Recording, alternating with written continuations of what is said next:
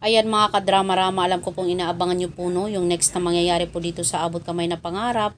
Dahil sobrang nakakalungkot nga po no, kasi alam naman po natin na yung plinano lang naman talaga ng Apex na hospital is magkaroon lang naman talaga ng medical mission doon sa kulungan na kung saan andun nakakulong si Moira, sila Madam Lutos.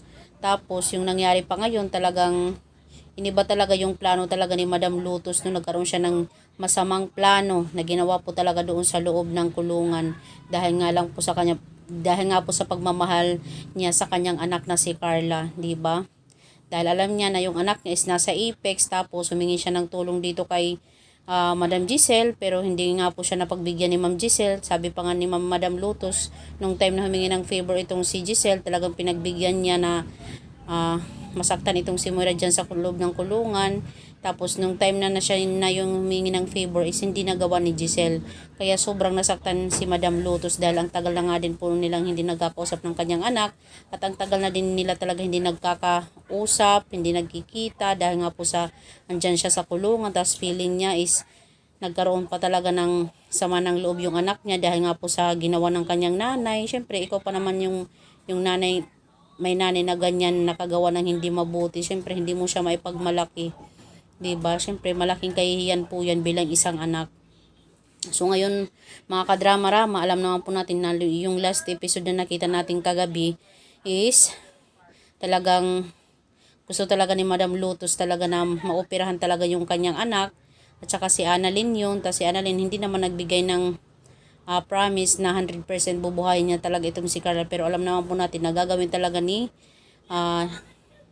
Annalyn yung lahat-lahat para mabuhay talaga yung kanyang anak. So yung nangyari talagang gusto niya talagang barilinan ni Madam Lotus itong si Annalyn, kaso possible itong si Lynette talaga yung harang, tsaka siya yung mababaril ni Madam Lotus dahil alam naman po natin ikaw bilang isang ina gagawin mo talaga ang lahat-lahat para talaga sa iyong anak kahit ikapahamak mo pa, kahit ikamatay mo pa.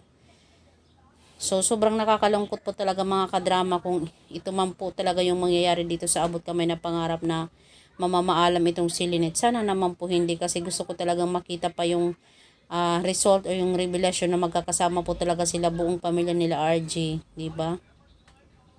Dahil yung lang naman talaga ang pangarap na gusto din maabot ni Annalyn, hindi lang yung pagiging isang doktor, kundi yung mabuo yung pamilya niya. Kasi alam naman po natin na simula pagkabata wala po talaga siyang maituturing na buong pamilya, di ba? So hope Lynette, lumaban ka, laban lang para sa anak mo, para sa pamilya mo, di ba? So yun lang po mga kadrama, abang-abang na lang po tayo sa next na mangyayari po dito sa Abot Kamay na Pangarap.